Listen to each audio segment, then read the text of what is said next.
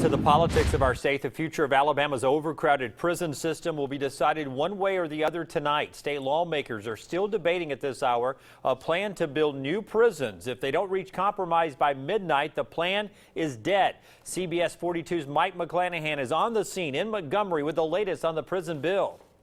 Supporters of the plan to build new prisons say that it can pay for itself due to the increased efficiencies in the operations of the state's aging penitentiaries. Opponents of the plan say the $800 million bond issue is a risky obligation to take on all at once. A plan to reduce prison overcrowding by building 4 new prisons and consolidating old penitentiaries came under tremendous pressure on the last day of the legislative session. Major points of contention include the true cost and benefit of such a big project and whether to start right away and all at once or a step at a time after careful study. I think it's very important. I think there's a lot of issues out there that have to be dealt with, but overcrowding is one of the largest.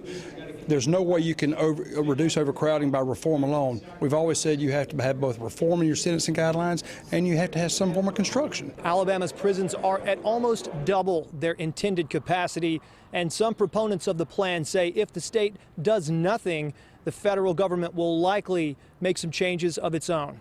In Montgomery, Mike McClanahan, CBS 42 News.